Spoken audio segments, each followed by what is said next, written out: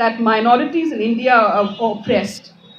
Now, it's unusual for an FIR to denounce something, especially if it is a political claim, as propaganda. It's not the FIR's business to decide if something is propaganda or not propaganda.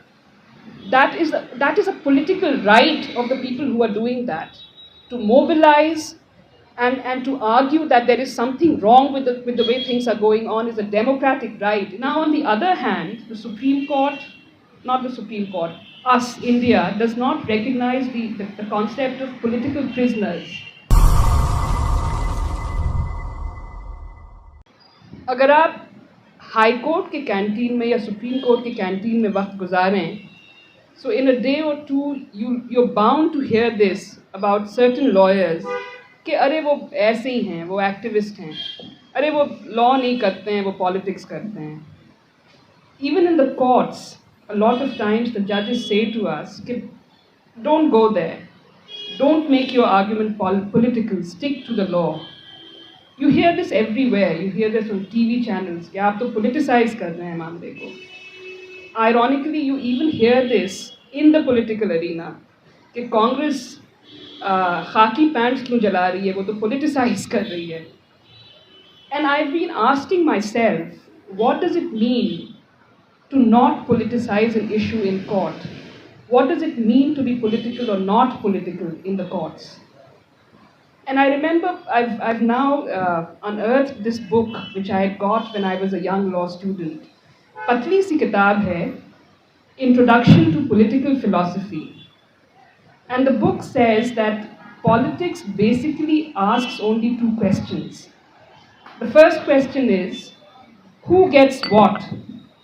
And the second question is, says who?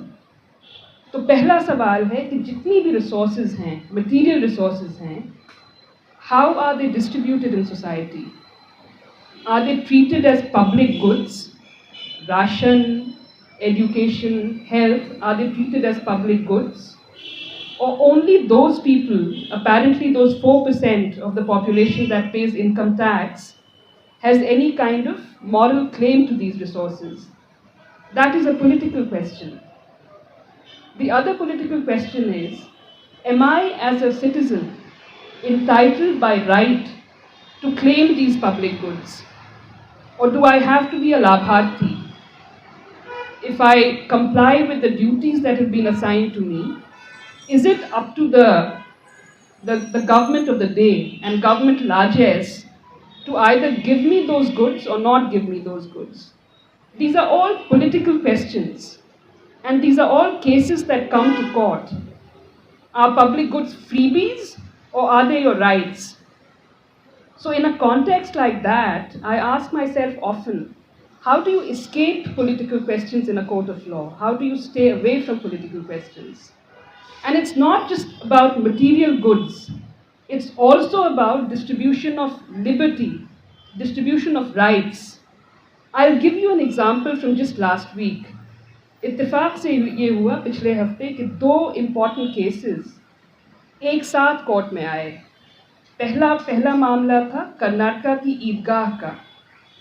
वो 4 बज रहा था और listed थी कि ईदगाह कर्नाटका में जो ईदगाह है उसमें गणेश चतुर्थी की पूजा होनी चाहिए या नहीं होनी चाहिए.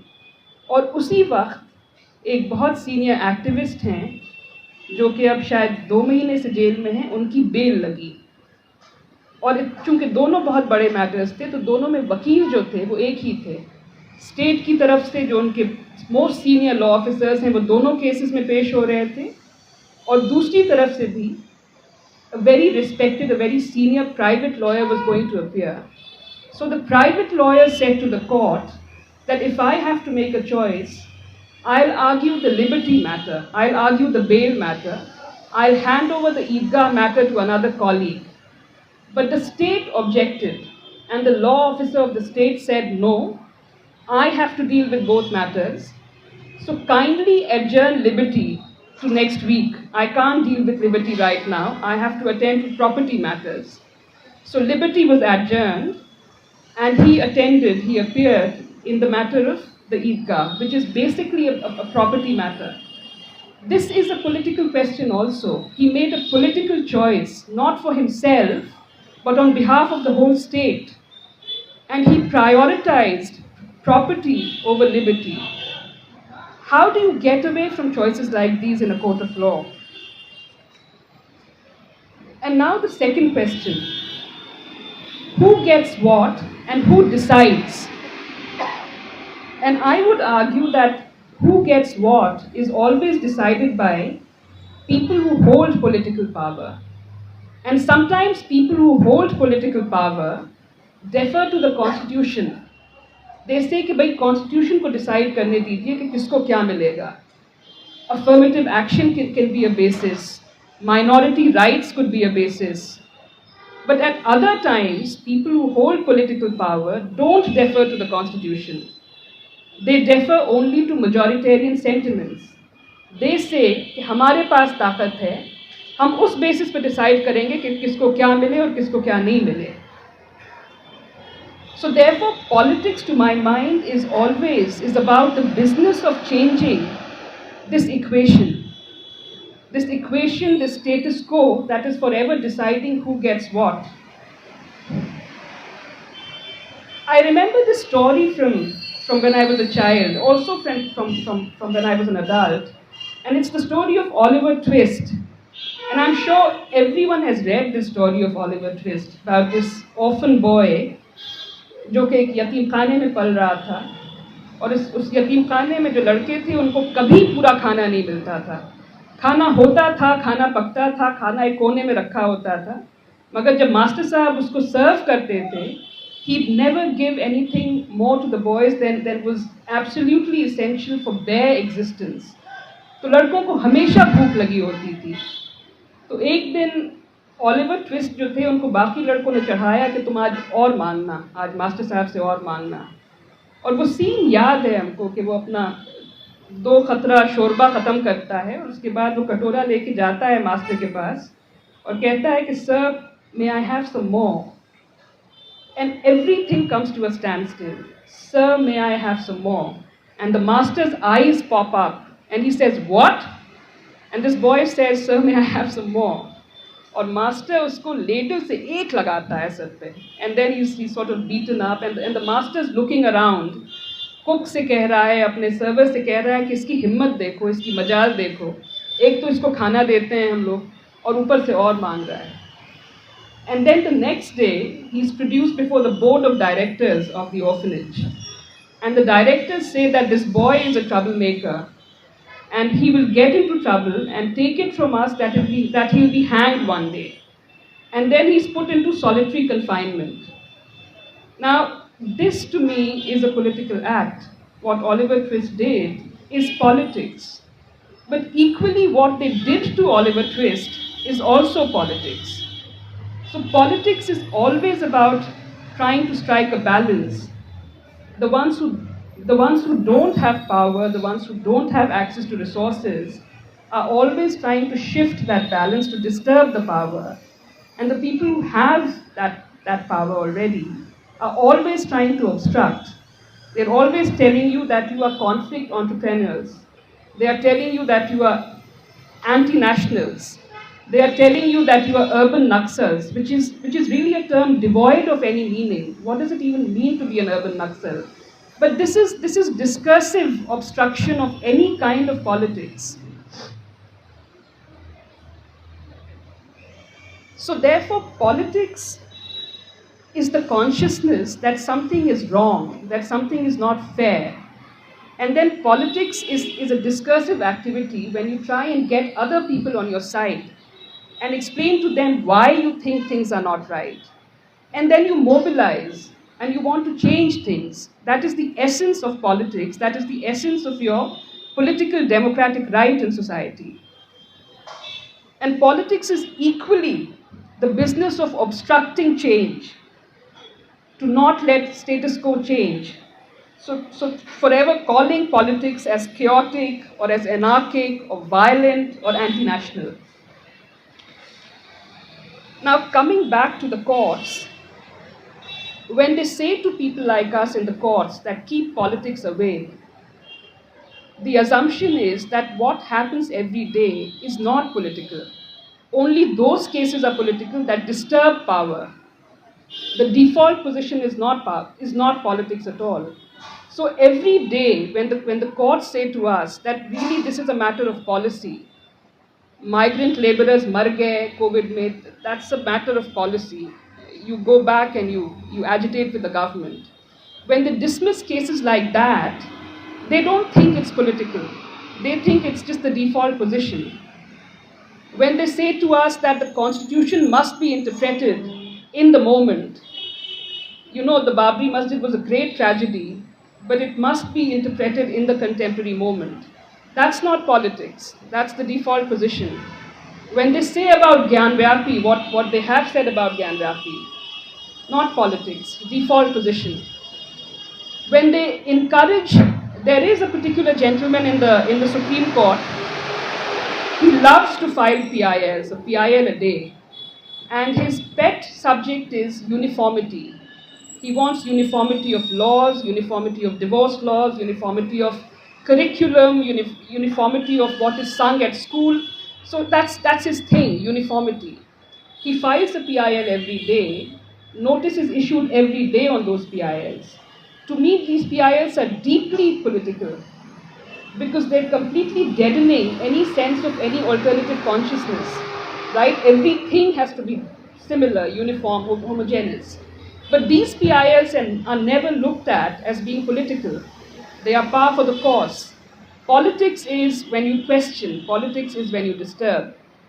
And now, coming back to the infamous FIR 59 of 2020, it's nothing if not political. I'll read out bits from the FIR. It says, we believe that,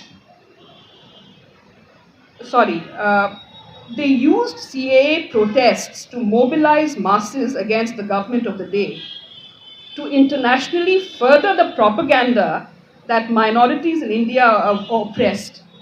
Now, it's unusual for an FIR to denounce something, especially if it is a political claim, as propaganda. It's not the FIR's business to decide if something is propaganda or not propaganda. The FIR has to name a crime. FIR 59 of 2020 does not name an offense. It names a propaganda. It says you are mobilizing, you are creating a propaganda. That is a political right of the people who are doing that, to mobilize and to argue that there is something wrong with the way things are going on is a democratic right. It is not an offense. So to me, FIR 59 of 2020 is a political document. There is no offense that has been named there. The FIR is not framed in terms of a breach of peace. It is framed in terms of a political conspiracy alone. It says that you're conspiring politically to dislodge the government. There is no mention of violence. There's no mention of who's actually committed that violence. It is purely a political document.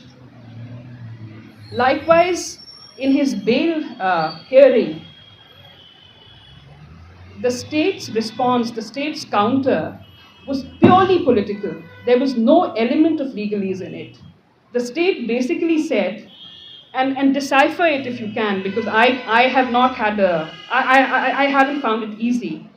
The state said, other protesters were brought in to provide a secular cover, and a gender cover, and a media cover, but really it was only a Muslim critical mass.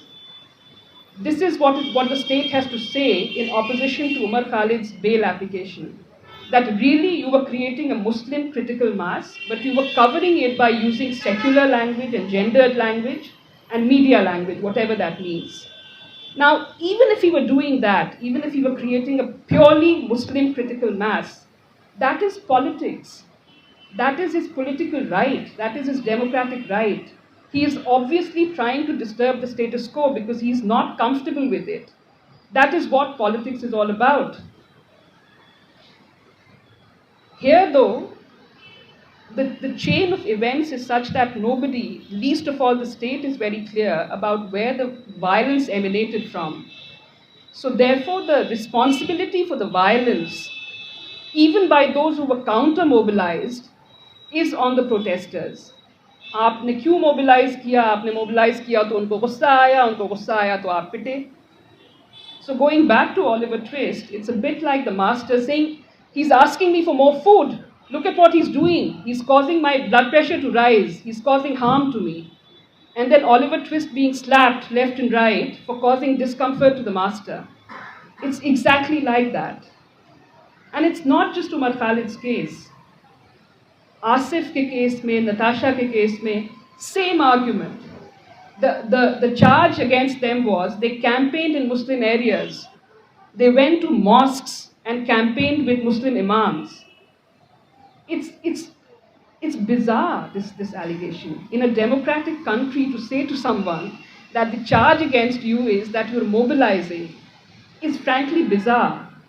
And they get away with it only because there's this shadow of the partition, which implies that Muslims getting together is not a good idea.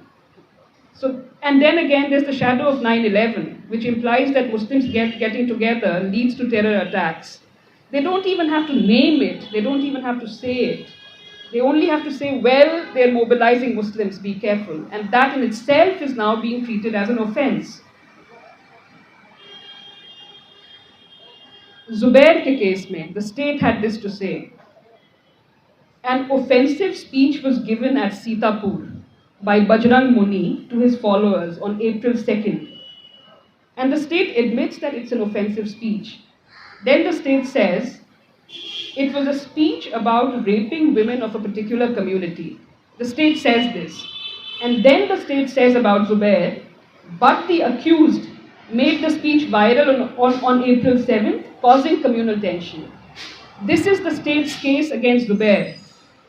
The state's case against Siddiqui Kappan is that he was trying to tell the Dalit community that they must demand justice. This is what the state had to say in a court of law. These are not legal arguments. These are purely political arguments, and I might add, these are very dubious political arguments, being made by the best law officers in the Supreme Court. Now, on the other hand, the Supreme Court, not the Supreme Court, us, India, does not recognize the concept of political prisoners. We can't, because we're a democracy. So if we legally recognize the idea of political prisoners, that would go against the grain of who we are. It can't be democratic to have political prisoners. So we don't recognize political prisoners, even though the arguments are purely political, even though the reasons for these people being in jail is purely political. So therefore, what does the court do? The court, when it can, they do what they can, when they can. Release Tista here, release Zubair there, release Asif here, partly release Siddiqui. But I wish the courts would do more than that. I wish the courts would call out the bluff of the state, and tell the state to not do politics in the courts. The same way that they tell the defense lawyers to not do politics in courts. And I wish the courts would recognize that the arrests are basically just systemic pro-establishment politics.